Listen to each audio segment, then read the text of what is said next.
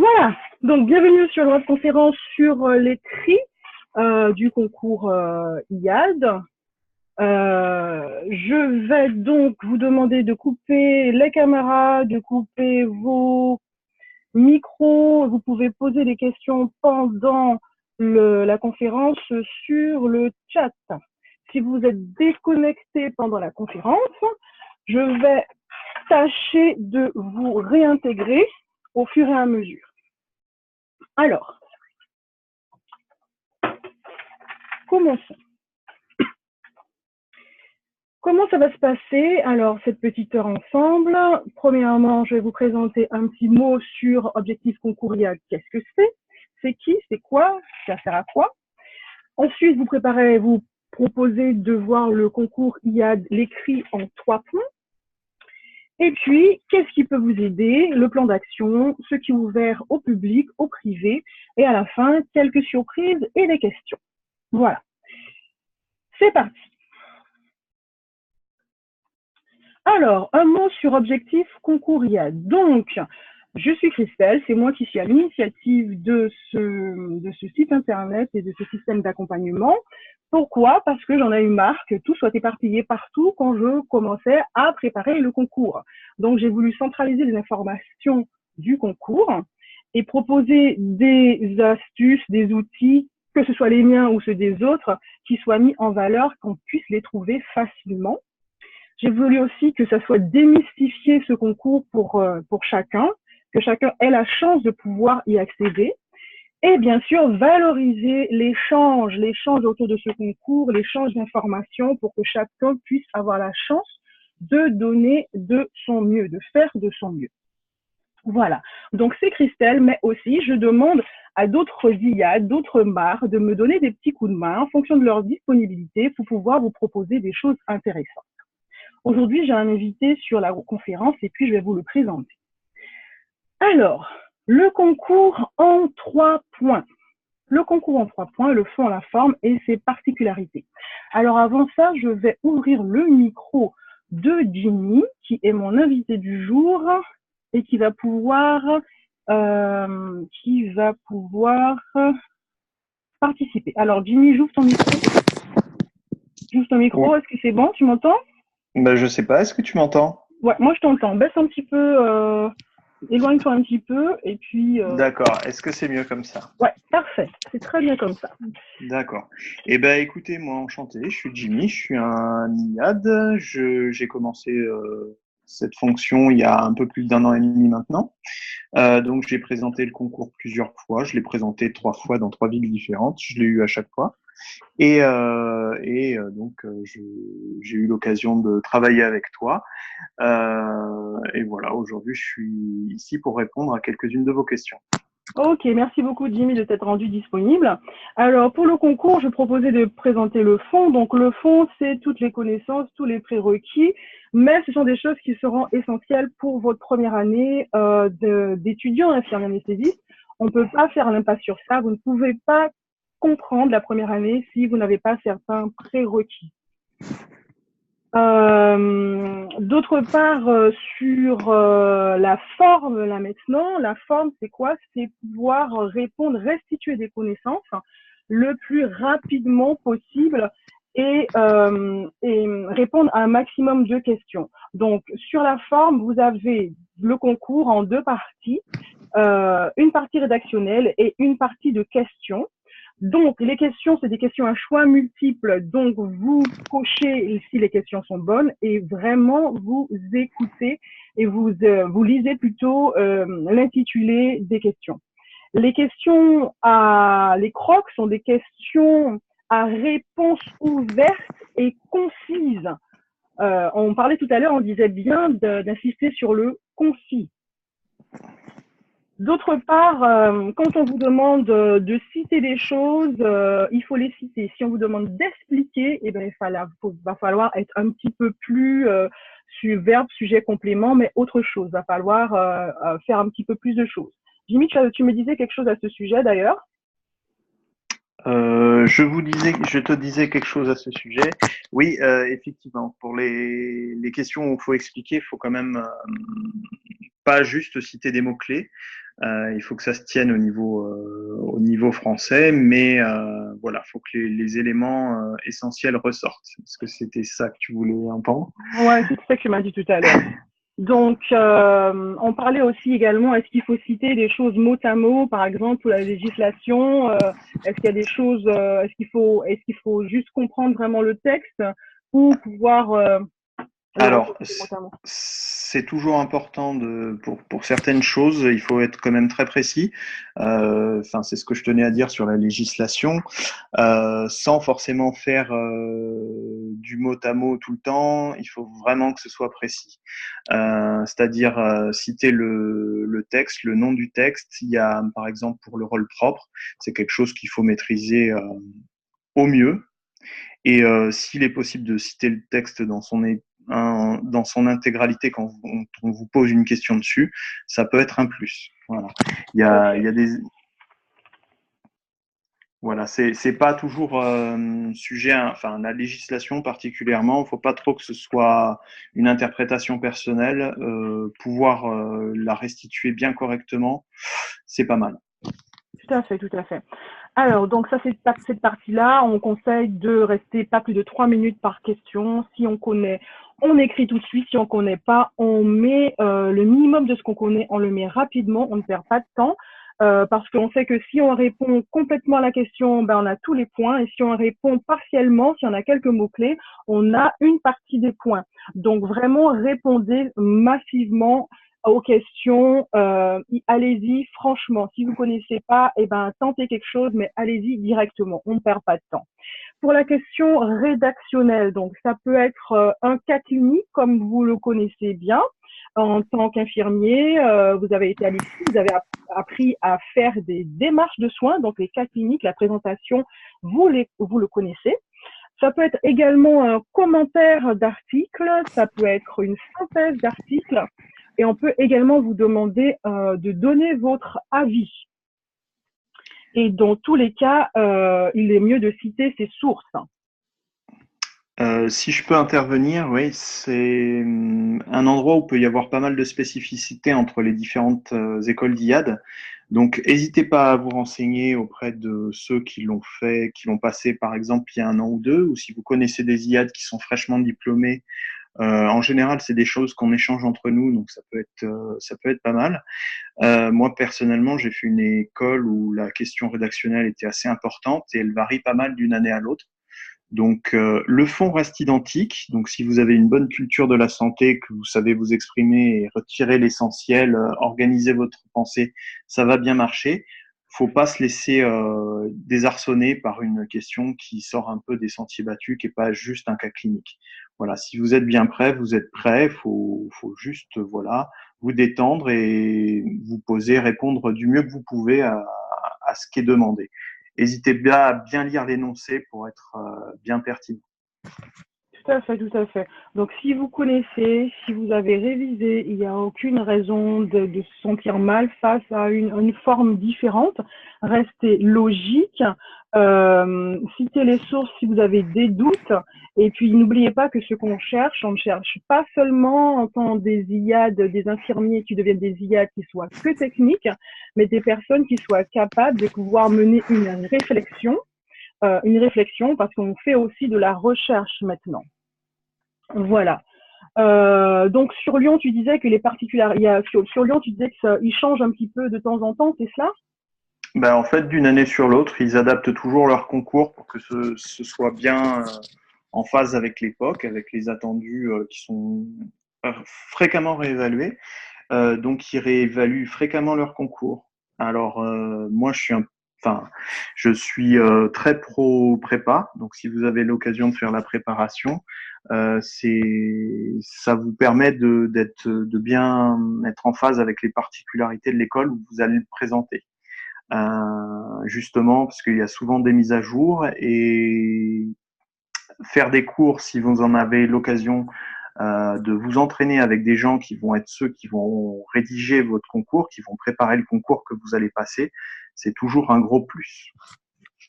Carrément. Si vous pouvez sentir un petit peu l'atmosphère de l'école et sentir un petit peu les formateurs, ceux qui vont faire les questions, c'est un vrai plus. Question pratique hein, pour le concours. Alors, s'il vous plaît, on a toujours une ou deux personnes qui font l'impasse. Ne pas utiliser de crayon, ne pas faire de brouillon que vous allez réécrire après, ne pas surligner, ne pas entourer, et ça, c'est valable pour tous les concours. Pour tous les concours. Voilà, si je peux me permettre d'intervenir, ça fait partie de la préparation. Enfin, quand vous vous inscrivez au concours IAD, ils vous donnent des informations globales, mais il y a aussi des des exigences qui peuvent être celles-ci. Donc, c'est des concours qui sont anonymes. À l'oral, vous voyez la personne, mais à l'écrit, c'est purement anonyme, c'est-à-dire aucun signe distinctif. Et malheureusement, avec le stress, des fois, on oublie un peu. Donc, préparez-vous pour éviter des points perdus bêtement, parce que ils vont jusqu'à ne pas corriger quand vous n'avez pas écouté les consignes. Donc, ce serait quand même vraiment dommage. Ok, on reste concentré, on reste focus, on fait attention. Alors, tout à l'heure aussi, tu me disais que souvent sur les sites internet des écoles, il y a même des indications disant ce qu'ils attendent en particulier. Hein.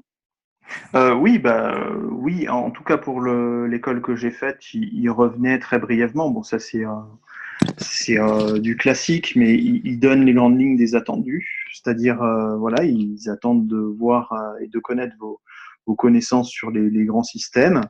Voilà, ils vont vous poser des questions sur l'anatomie. Voilà, ils font une synthèse de ce qu'ils attendent.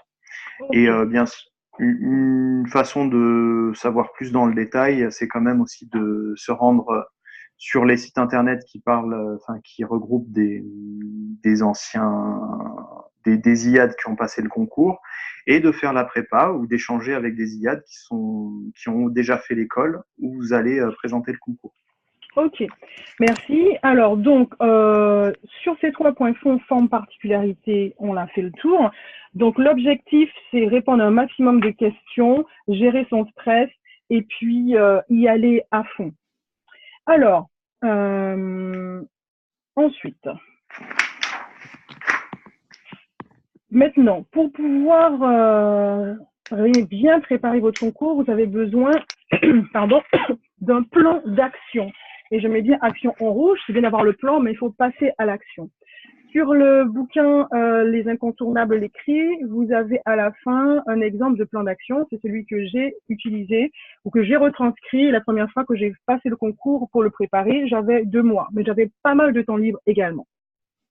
Vous avez également, pour pouvoir faire votre plan d'action, que vous le préparez seul ou accompagné, vous avez besoin de savoir combien de semaines, combien de jours il vous reste, combien de temps que vous pouvez accorder par semaine et pouvoir étaler votre travail sur la durée parce que plus vous révisez longtemps et mieux les informations restent inscrites. L'ampleur de la tâche. Alors, il y a une question qui revient très, très souvent, c'est jusqu'à quel point je dois réviser, qu'est-ce que je dois réviser et qu'est-ce qui est vraiment utile, etc. Donc, les grands thèmes des prérequis sont les suivants. Et vous en avez un exemple déjà listé dans le bouquin bleu de Muller, mais également dans une des vidéos que j'ai faites sur YouTube. Donc, bien sûr, vous avez les grands thèmes comme la neurologie, rénale, respiratoire, circulatoire, digestif, les éléments fibreux du sang, endocrine, locomoteur, transfusion, la cellule, tout ça c'est connu. Mais vous avez une autre partie du micro qui fait beaucoup de bruit. Pardon. Merci. Il y a une autre partie qui sont d'autres savoirs que vous devez connaître parfaitement. Les soins infirmiers, la pharmacologie, la transfusion, les paramètres vitaux, les constantes biologiques, l'anatomie, les calculs de doses, les pathologies et physiopathologies, la législation, les instances de santé. Donc tout ça, c'est l'ampleur de la tâche. Ce sont les grands points à connaître. Je vous conseille, dans votre plan d'action que vous mettez en place pour réviser, de lister tous ces points par niveau de difficulté. Si vous commencez tout juste, commencez par quelque chose qui vous donne envie de continuer. Si vous êtes en plein dedans, alternez entre ce qui est facile et ce qui est difficile pour pouvoir garder la motivation, pour pouvoir continuer à aller jusqu'au bout. Après avoir listé tout ça, il faut utiliser un système que j'appelle WOW. Ce système, c'est quel est mon objectif? Alors, je veux par exemple réviser la cellule, connaître sur le bout des doigts. Quelles actions je mets en place? Eh ben, par exemple, j'ai décidé que c'est un niveau de difficulté qui est intermédiaire, donc je vais prendre 1 ou 2 séances. Et comment je réévalue mon apprentissage? En faisant des quiz. Vous êtes noté sur votre capacité de restitution, pas sur votre capacité de consommation de l'information. Donc, c'est votre capacité de restitution que vous devez de plus en plus améliorer. Voilà, donc avec tout ça, vous pouvez créer votre plan d'action pour pouvoir préparer correctement le concours. Alors, les aides. Moi, je vais vous dire, ne négligez pas ce qui est gratuit. Sur le site internet Objectif Concours-IAD, je me suis fait un devoir de concentrer tous les sites que j'ai trouvés avec les liens. Bien sûr, il y a les classiques, le Laryngo, Urgence Online, la Sophia, etc. Il y a aussi plein de petits contributeurs qui ont fait des choses. Allez voir ce qu'ils ont fait. Il y a également le site, alors je l'ai nommé déjà il y a 2 ans, mais le site de juliefichide.com. Julie a fait quelque chose de super. Elle est maintenant, je crois, infirmière anesthésiste. Elle a fait un site internet plus une application Fiche IDE que vous pouvez trouver sur Google Play, sur iPhone, et qui retrace tout ce qui est programme de l'IFSI. Plus l'application, c'est super. Donc, ça coûte pas très cher. Allez-y, téléchargez et révisez tranquillement depuis votre téléphone. Vous trouvez bien sûr tout cela sur le site internet à cette adresse. Mais pour ceux qui se sont inscrits, je vous enverrai le PDF comme ça ou les liens. Vous pourrez directement y aller. Les autres aides, les livres. Est-ce que je peux me permettre d'intervenir? Je pense que tu étais assez fan aussi d'un site qui s'appelle EIAD. Non, nous y sommes pas encore. On n'y est pas encore. Non, okay, on n'y est pas encore. C'est trop précis, c'est trop précis. Alors, les livres. Les livres, donc, du temps où j'ai fait mes études, où j'ai préparé le concours, il n'y avait quasiment aucun livre à part l'ancêtre du Muller, puisque Muller c'est venu après.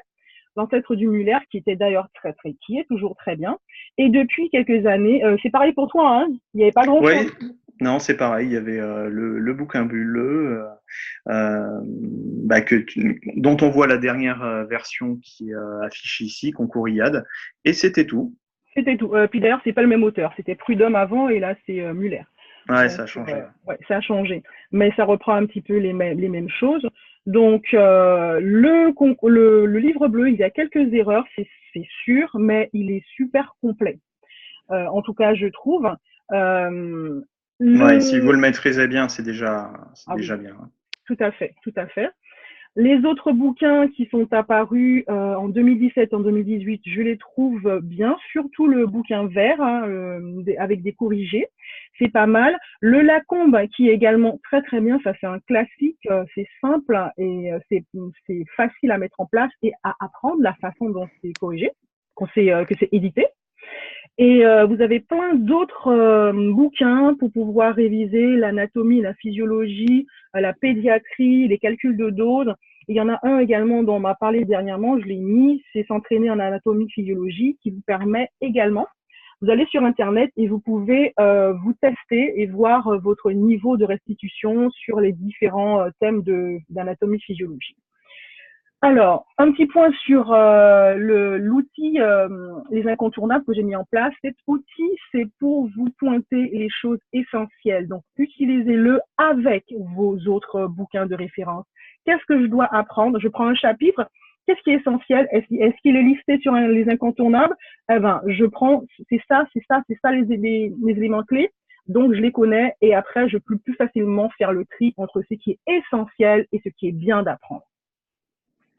Alors, vous avez également les annales qui sont sortis et un atlas pour pouvoir s'exercer sur les planches anatomiques. Donc, tous ces bouquins, moi, j'aurais aimé être à votre place au moment où où vous êtes en train de préparer le concours parce que c'est génial, il y a plein de choses. Alors, les erreurs du livre, je ne peux pas vous les donner. Non, il y a quelques erreurs. Non, je ne peux pas vous les donner, Sophia.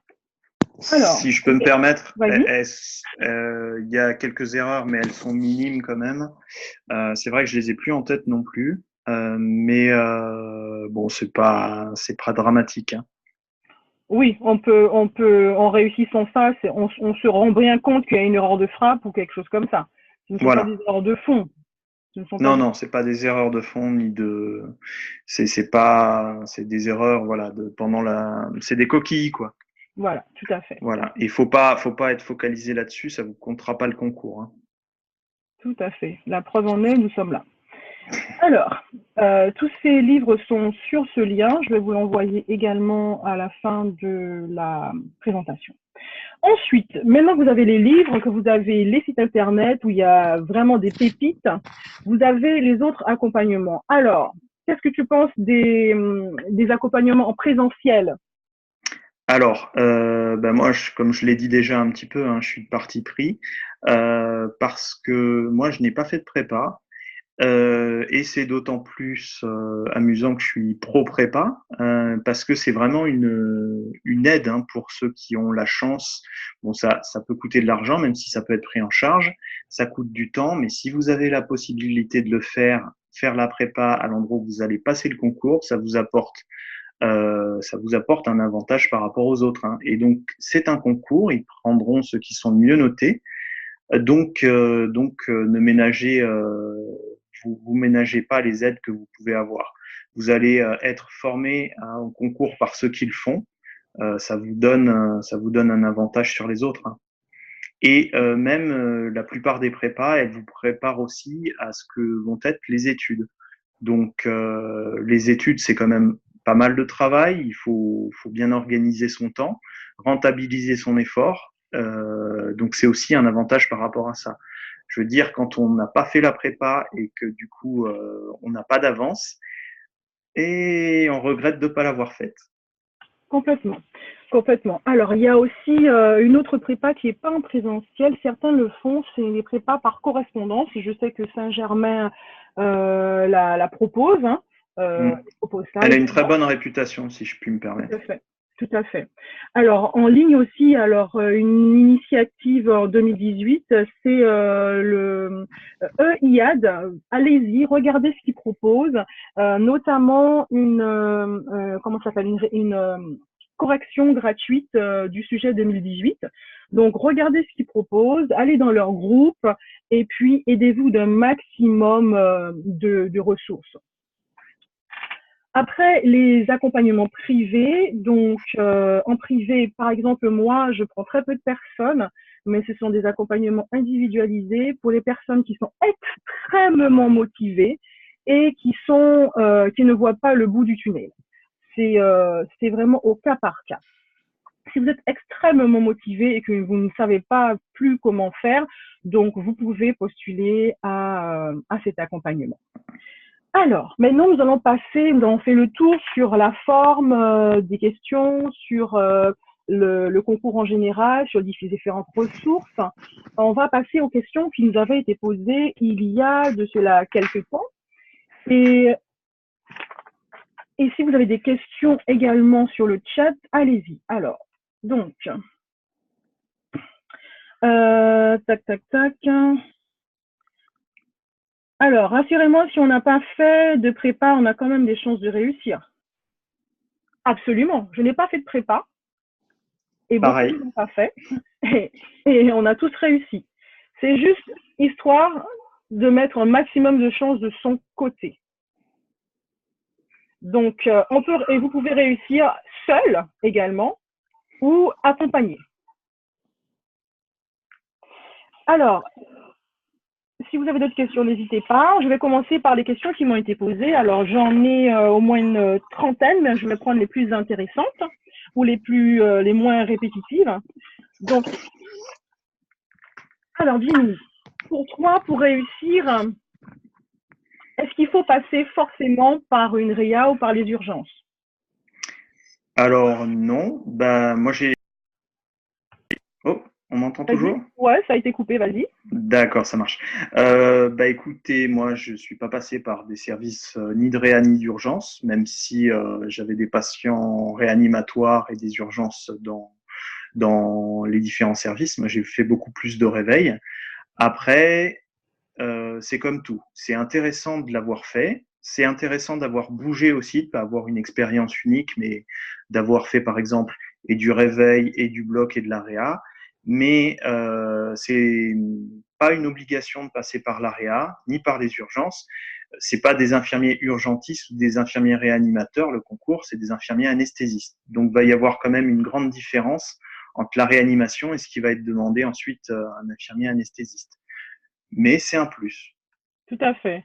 C'est un plus où vous aurez moins de temps d'adaptation et moins d'efforts à fournir, mais quand on est motivé, on arrive à ses fins, ça c'est sûr. Alors, faut-il réellement connaître le livre bleu de préparation au concours parfaitement? Qu'est-ce que tu en penses? Alors, si parfaitement c'est par cœur, non. Enfin, soyons clairs, à part des endroits très précis où il faut vraiment être à l'aise et avoir une grande maîtrise, comme la législation, la transfusion, les facteurs de coagulation, des choses qui doivent, quand c'est demandé, ça doit être cité et ça doit sortir tout de suite. Le but, c'est pas d'apprendre un dictionnaire par cœur, mais il faut quand même avoir une vraie bonne maîtrise des différents thèmes qui vont être abordés. Donc, faut faire au mieux de vos capacités, tout simplement. Tout à fait. Alors, comment organiser ces révisions et par quoi commencer? Moi, j'avais déjà commencé à répondre à cette question-là. Par quoi commencer? Si vous êtes au début de votre révision, commencez par quelque chose de facile. Parmi tous les thèmes que j'ai cités. Et si vous avez commencé vos révisions, eh bien, alternez ce qui est facile et ce qui est difficile dans vos séances de révision. Vous avez l'étendue du travail, séparé en séances et faites-le sur le long terme. Est-ce que faire des annales, c'est une bonne méthodologie? Moi, j'ai une réponse mitigée. Qu'est-ce que tu en penses, toi? Alors, c'est une méthodologie qui est essentielle, mais les annales, ça entre dans un processus. On ne peut pas faire que des annales. On apprend, on s'évalue et on fait des annales. Les annales, ça sert à évaluer ce qu'on a appris. Est-ce qu'on n'a pas des lacunes? Donc, il faut que ce soit des annales corrigées si possible. Sinon, il faut les corriger soi-même en allant chercher les informations dans nos différentes sources, qu'il ne faut pas oublier de citer quand c'est nécessaire d'ailleurs. Mais oui, faire des annales, c'est essentiel. Après, c'est pas tout le travail non plus. Faut, en même temps, dans les derniers moments, juste avant le concours, quand vous avez bien appris, bien balayé les thèmes, faire des annales de façon répétitive et quand ça sort pas comme il faut, aller rechercher les informations et les réapprendre si besoin, c'est une technique payante. C'est un peu du bachotage, mais c'est une technique payante. Mais commencer par les annales et ne faire que des annales en apprenant plus ou moins, comme je l'ai vu faire, les réponses par cœur, non, il manquera de compréhension. Tout à fait. Et puis, ça vous va servir à rien pour la première année. Vous serez largué, hein. Voilà. Une On peut. fois qu'on a réussi le concours, il faut quand même réussir les études et la prise en charge de ses patients. Voilà. Tout à fait. Donc, anal à fond, oui, mais plutôt 2 semaines avant le concours. Ouais, deux Autre semaines, c'est question. bien. Ouais, 2 semaines, c'est pas mal. Autre question. Comment rédiger des questions ouvertes? Doit-on faire des phrases complètes ou juste des points? Alors, je vais répondre à cette question. Lisez bien l'énoncé. S'il s'agit d'expliquer, vous expliquez en faisant des phrases complètes, en ajoutant des détails. S'il s'agit de citer, s'il s'agit d'énoncer, vous faites une petite phrase très simple, 2 points et des tirets. Ça doit être compris dans l'intitulé. Relisez-le 2 fois. Quel est le profil type du futur candidat? Haha. Quel est le Alors, profil? est-ce que je peux répondre? Vas-y, vas-y. Bah, il n'y a pas vraiment de profil type du candidat. Tout le monde est très motivé, par contre. Ça, c'est un trait de caractère qu'on retrouve chez tout le monde. J'ai pratiquement, j'ai pas vu de dilettante, même au concours et après pendant les études, honnêtement, il y en a pas, hein, parce que le concours est quand même assez sélectif, donc il faut de la motivation. Après, il y a tout. Beaucoup ont fait un peu de réa. C'est principalement des gens avec des carrières courtes parce qu'on est assez jeune. Mais il y a tous les âges. Moi, je me souviens d'une qui a été pas major de promo, mais deuxième, qui avait 50 ans et qui avait fait beaucoup de libéral. Donc, il y a un peu tous les profils. Il n'y a pas de profil type. Donc, c'est pour ça qu'il ne faut pas se décourager d'emblée. Ah ben justement, ça répond à la question que j'ai. Ai-je des chances alors que je suis infirmière libérale à 45 ans? Si vous travaillez correctement, faudra sûrement travailler plus que certains autres candidats, mais oui, oui, Tout à si vous fait. travaillez efficacement, correctement et que vous avez la grosse motivation, ouais. Je l'ai déjà vu même à plus de 45 ans. Mhm. Super. Super. Donc, quand on est motivé et qu'on ne se laisse pas décourager et qu'on y va à fond, on a des chances de réussir. Et on réussit, la preuve. Alors, est-ce que je révise trop de choses?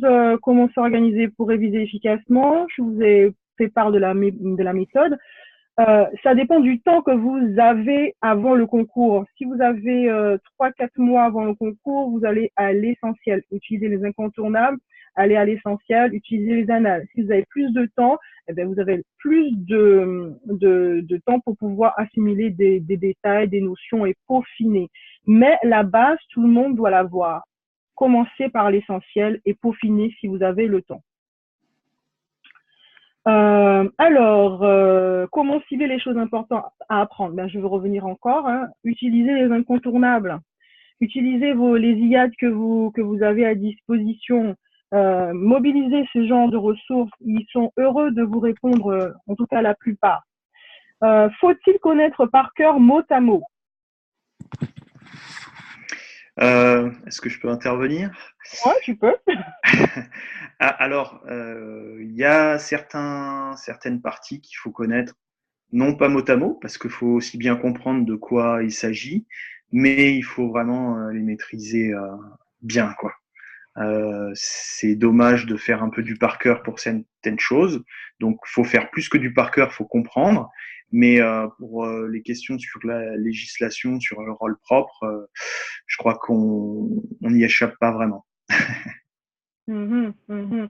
Alors, écoute, par exemple, il y a quelqu'un qui me dit quels sont les exemples de choses par cœur? Ben, alors, ça, c'est que mon avis, Alors, moi mais de tout ce qui est tête, hein. législatif, Ouais. Pas tout ce qui est euh, législatif, pas tout. Mais il y a par le exemple rôle propre quand même. ouais, le rôle propre. Il y a aussi un truc qui revient très très souvent, c'est l'article 8 hein, sur la prise en charge de la douleur et les protocoles. Souvent on tombe Ah sur oui. des textes à trous pour cet article-là. Oui, alors les textes à trous, ça vous permet de. C'est moins du par cœur déjà. C'est ce qui manque, c'est les mots clés. Donc ça permet de retomber sur ses pieds. Mais voilà, si on maîtrise pas le texte législatif, on peut pas inventer quoi. Tout à fait. Et ça me fait penser également pour l'article 14 qui relève de la situation d'urgence. Il faut bien comprendre de quoi il s'agit, mais aussi une partie de la phrase est importante à retenir. Euh, Autre chose pour le par cœur, ce sont les définitions, par exemple, je dirais. Ah oui, certaines. Ouais, les définitions. Enfin, c'est des définitions. Donc on en a. Ils vous demandent pas votre définition de l'urgence. C'est des choses auxquelles on n'échappe pas. Donc ouais, faut savoir par cœur. Faut comprendre, connaître. Mais là, faut aussi pouvoir restituer. Faut citer. Donc une citation, c'est du mot à mot. Tout à fait. Alors,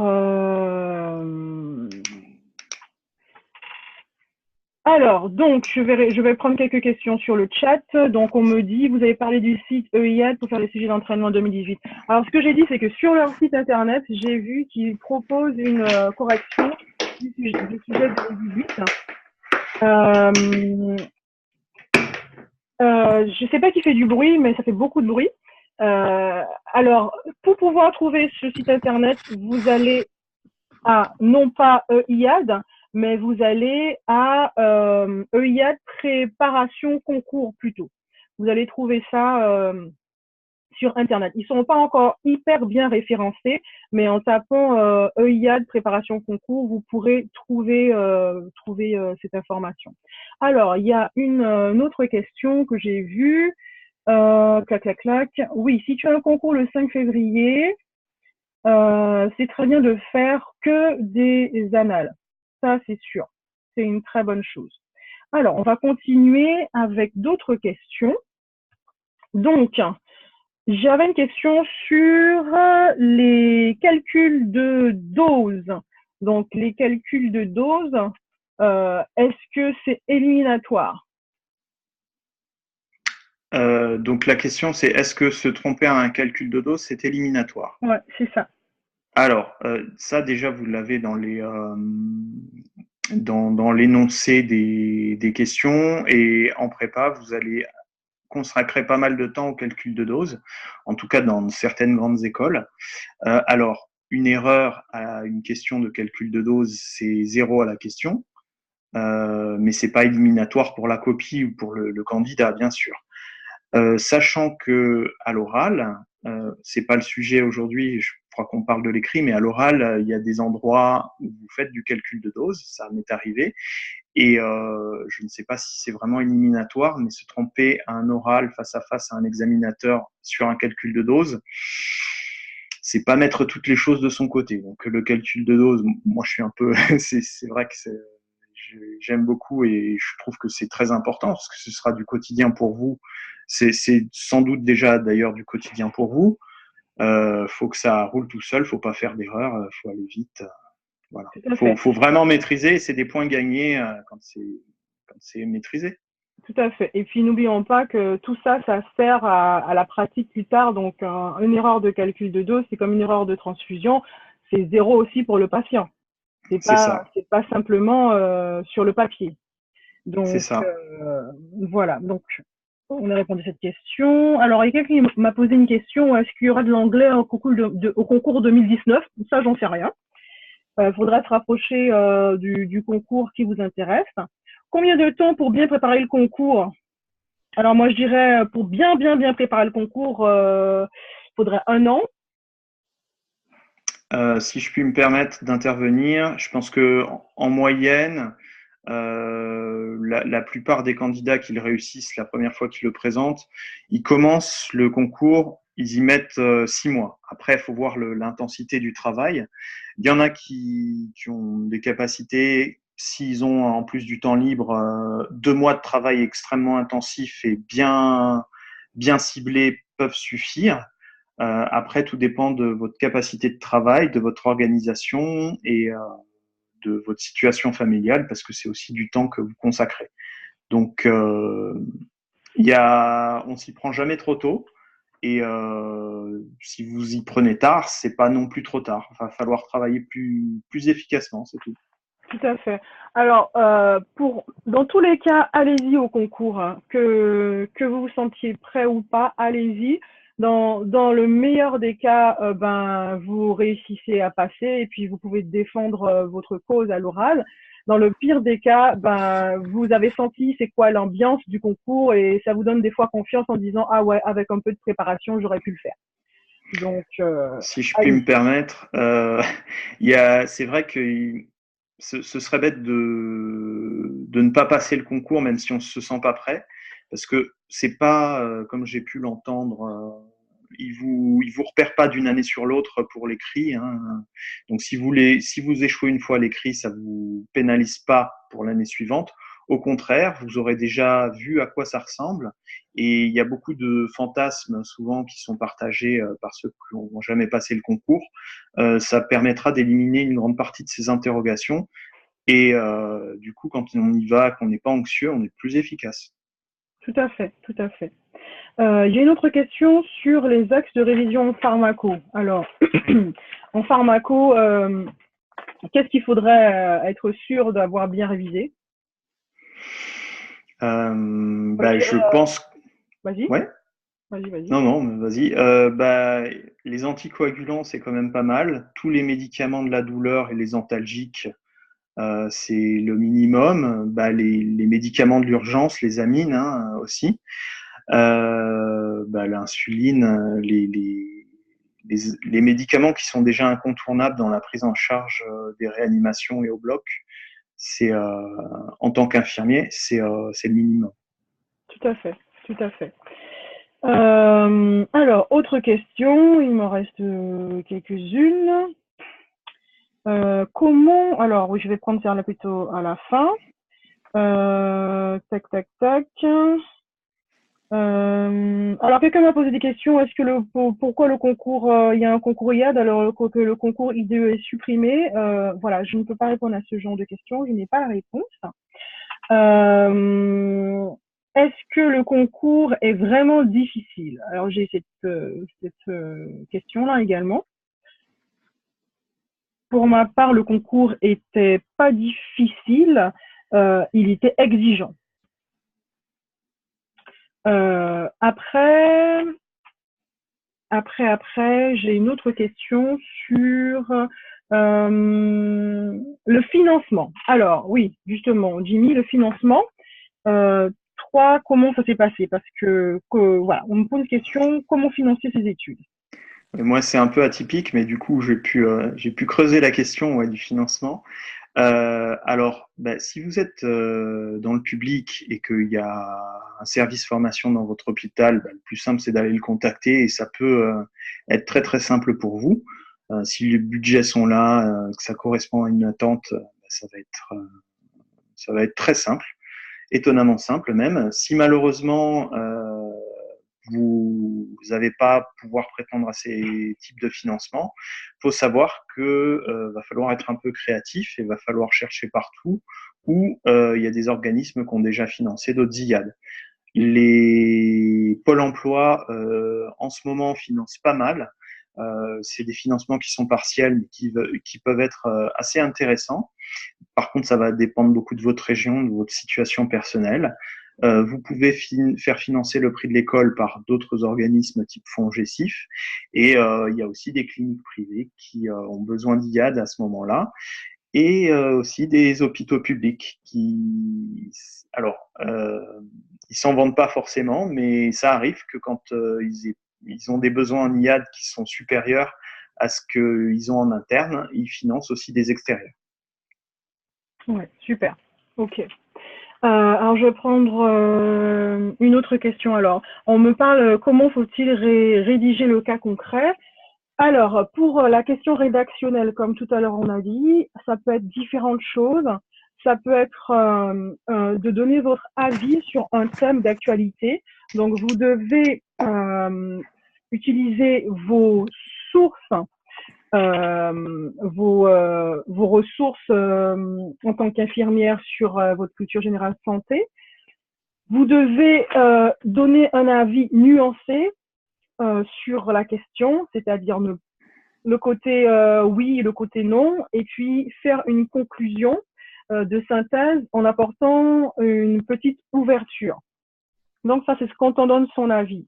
On vous demande également de commenter. Donc commenter, c'est paraphraser, c'est donner des arguments. On vous demande de synthétiser. Synthétiser, ça peut être retirer des éléments importants du texte pour pouvoir les développer ou les vulgariser. Et puis, vous avez le cas concret, comme souvent sur Paris, on a un cas clinique. Le cas clinique, c'est le même que la démarche de soins. Vous avez une situation, vous avez un patient à présenter, vous avez un patient qui a des problèmes, vous devez prendre en charge ces problèmes selon votre rôle propre, selon votre rôle sur prescription, c'est-à-dire également évaluer tout ce que vous mettez comme traitement et l'efficacité ainsi que les effets secondaires. Et à la fin de tout cela, vous devez présenter le devenir du patient. Donc, c'est cas cliniques standards. Vous pouvez également regarder sur le site de Fiche IDE si elle a mis un exemple de démarche de soins. Est-ce que tu voudrais rajouter quelque chose, Jimmy? Alors oui, en fait, faut pas s'inquiéter. Ça, c'est une question qui varie beaucoup d'une année sur l'autre. Des fois, vous avez beau vous être bien préparé, avoir fait beaucoup d'annales, il y a des innovations chaque année. Il faut pas se laisser démonter en fait. Le fond est toujours le même.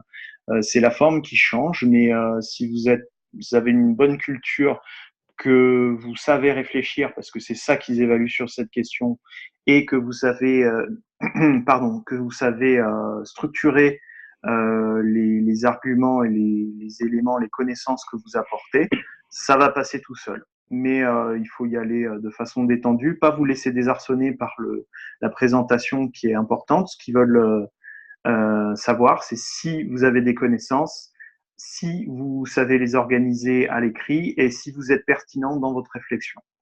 Tout à fait, tout à fait. Alors, je prends ma dernière question qui m'avait été posée après. Après, je prends le chat. Donc, on a posé des questions sur les schémas. Alors, quel schéma il faut apprendre?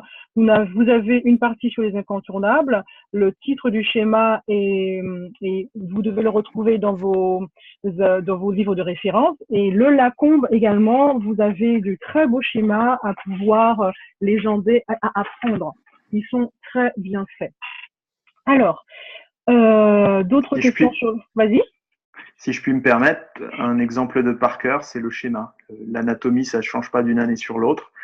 Et voilà, les grands schémas des grandes fonctions, si vous avez du temps à investir et à travailler, voilà, ça c'est pas mal. Tout à fait. Alors, il y a quelqu'un qui rajoute, oui, et les antagonistes pour les médicaments, tout à fait. Nomenclature des schémas, c'est une erreur si on écrit la vieille nomenclature. Est-ce que c'est une question auquel on peut répondre? Alors, c'est pas forcément une erreur, mais ils préfèrent quand c'est récent. Voilà, mais je pense qu'ils vont pas être trop. Non, ils sont pas non plus, ils sont pas là pour vous sanctionner, hein. C'est un concours, donc voilà, il faut faire du mieux possible. Si vous connaissez que la vieille nomenclature ou c'est celle qui revient sur le moment, mettez-la. C'est pas une erreur non plus. Tout à fait, on va comprendre de quoi il s'agit. Alors, donc je crois que j'ai éclusé les questions sur le chat et les questions qui m'ont été posées avant. N'hésitez pas à en poser. Je vais juste vous faire quelques annonces. Si on a répondu à votre question, c'est super. Si vous n'avez pas répondu à vos questions, vous pouvez toujours les mettre maintenant ou m'envoyer un mail à réussir@objectifsconcoursiad.com.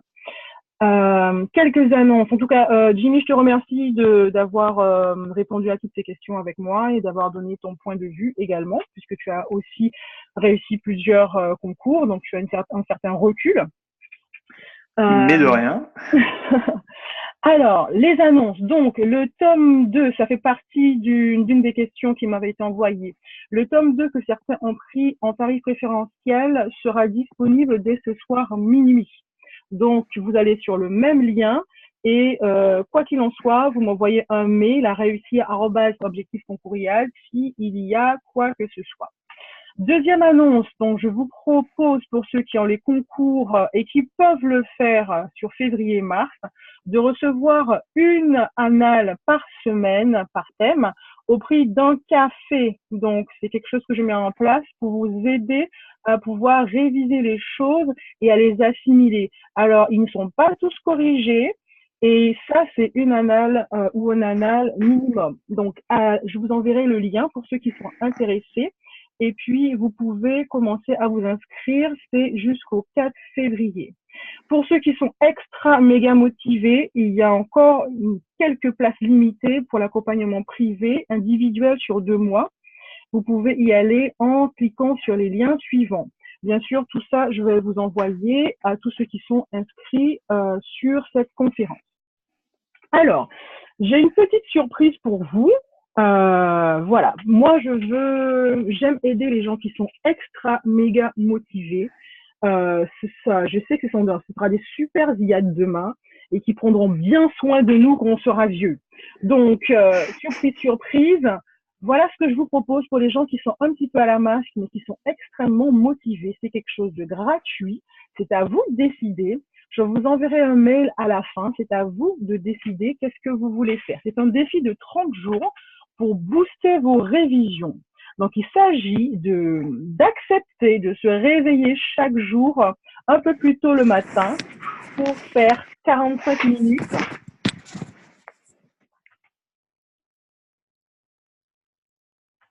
Pour faire 45 minutes, alors je répète parce qu'il y avait un peu de bruit, donc pour faire 45 minutes de révision. Donc les conditions vous seront envoyées, il faut être super motivé et que ça démarre le 1er février 2019. Donc si vous êtes un peu largué, que vous êtes super motivé, moi je le fais avec vous, c'est complètement gratuit et il s'agit de se réveiller un peu plus tôt pour réviser. Alors je vois qu'on m'a envoyé des petits messages dans la conversation et je vais voir. Alors, pour la méthode du concours, j'ai posé une question, s'il faut tout lire avant ou pas. C'est-à-dire, est-ce qu'il faut tout lire avant ou pas? Je vais essayer de... Alors, pour la méthode du concours, j'ai posé une question. Il faut tout lire avant ou pas? L'accompagnement individuel est aussi pour l'oral, l'accompagnement individuel est aussi... Ok, d'accord. Il y a deux questions posées. Alors, pour la méthodologie du concours, est-ce qu'il faut lire avant ou pas? Je vais essayer de répondre à ta question comme je la comprends. Quand tu abordes un chapitre, la façon qui marche très bien, premièrement, c'est que tu restitues tout ce que tu connais sans avoir lu le chapitre. Tout ce que tu connais, tout ce qui te vient en mémoire. Deuxièmement, c'est que tu fais une lecture rapide de l'intégralité du chapitre à connaître. Tu surlignes ce que tu connais pas et tu surlignes ce qui est important. Tu t'aides des incontournables pour pouvoir avoir les clés et pour pouvoir te focaliser sur l'essentiel. Après, tu fais une deuxième lecture beaucoup plus réfléchie où tu vas aller en profondeur sur l'essentiel et ensuite tu vas étoffer sur le reste. J'espère avoir répondu à ta question.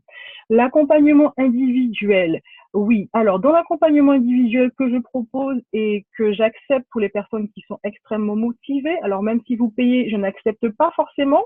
Il faut que vous montriez que vous êtes extrêmement motivé. Bien sûr que l'accompagnement à l'oral est inclus. Donc, ça sera en plus avec plaisir. OK, donc il y a quelqu'un qui est OK pour le challenge de 45 minutes. Parfait. Alors, super. Je vais voir s'il y a d'autres questions. Alors oui, donc ta question Anaïs, c'est pour le jour du concours, est-ce qu'il faut lire le sujet? Ah non, ne lis pas le sujet en entier pour le jour du concours. Le jour du concours, qu'est-ce qui se passe? C'est un marathon. C'est même pire qu'un marathon, c'est un semi-marathon. Donc, il faut aller vite et il faut garder son souffle. Donc, premièrement, ton focus, c'est je lis une question et je réponds à la question. Je lis une question une fois, deux fois. Est-ce que je connais la réponse? Oui, j'y vais, je fonce, j'écris ma réponse. Je ne connais pas la réponse, je mets ce que je me rappelle, le maximum que je me rappelle sur la question. Ok, histoire de glaner des points par-ci par-là, si j'ai mis un point clé qu'ils attendaient. Donc non, tu relis pas le sujet, mais tu passes 3 minutes par question. Alors,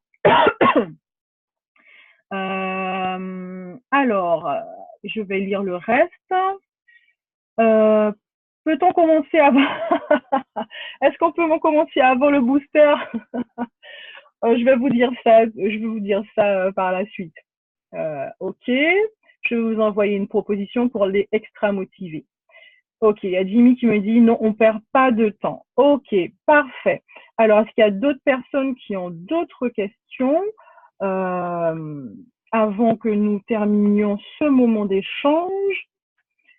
Alors, je vais peut-être vous proposer, donc, si vous le voulez bien, voilà. Donc, vous pouvez envoyer, je vais vous envoyer un message, les places sont limitées, donc vous allez me répondre. Si vous voulez bien, vous allez ouvrir les micros si vous voulez me poser des questions en direct. Comme ça ira beaucoup plus vite. Et si je n'ai pas de questions dans les 30 secondes, on va terminer ce moment d'échange. OK, donc plusieurs veulent commencer avant. D'accord. Parfait. Ben, je vais vous faire une proposition et puis vous allez y répondre, mais il faut y répondre rapidement. OK, très bien. Alors, moi, je vous remercie d'être venu pour cette webconférence sur le concours. Moi, je crois en vous. Je crois que vous pouvez réussir. Restez motivés, restez dans le positif. Ce que vous avez décidé de réussir, vous pouvez toujours l'atteindre. Vous êtes 100% en droit et en responsabilité de votre réussite. Je vous souhaite un succès à tous et puis à bientôt, soit sur le groupe de l'écrit, soit sur Facebook, soit par mail. Je vais vous demander, si vous le voulez bien, de penser à liker la page. Inscrivez-vous à la newsletter pour recevoir toutes les informations et abonnez-vous à la chaîne YouTube. Merci de votre participation. Super, merci à tous. Courage à tous. Allez, c'est parti.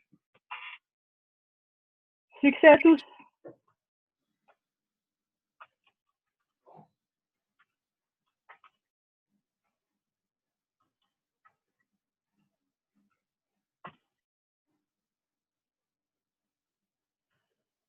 Ah, j'ai encore eu un coup de stress hier. J'ai une autre collègue qui veut passer les concours d'IAD. J'ai l'impression qu'on est beaucoup. Hein.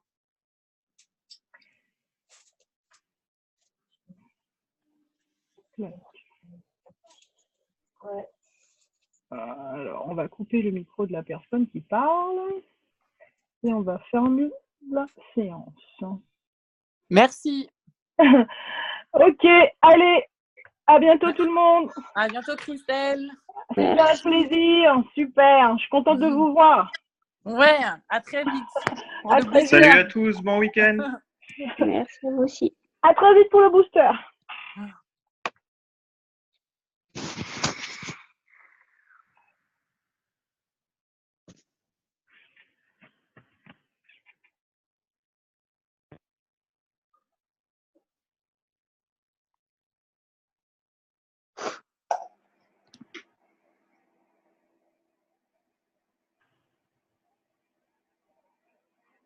Hey, hey.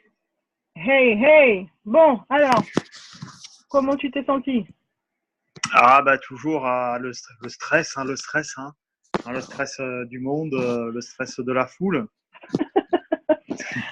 Et toi, comment t'as trouvé du coup la séance? Est-ce que tu... Attends, je vais mettre ma caméra. Voilà. Yeah! Voilà. Comment j'ai trouvé la séance? Écoute, moi j'étais hyper contente. J'étais hyper contente de répondre à leurs questions et puis principalement de passer. Ça, je devais le faire depuis le mois d'octobre, tu vois. On est en février. Je suis vachement contente de l'avoir fait, quoi. Ça c'est clair. Donc, attends, laisse-moi arrêter l'enregistrement quand même. Ah oui. Ouais. Tant que j'arrête.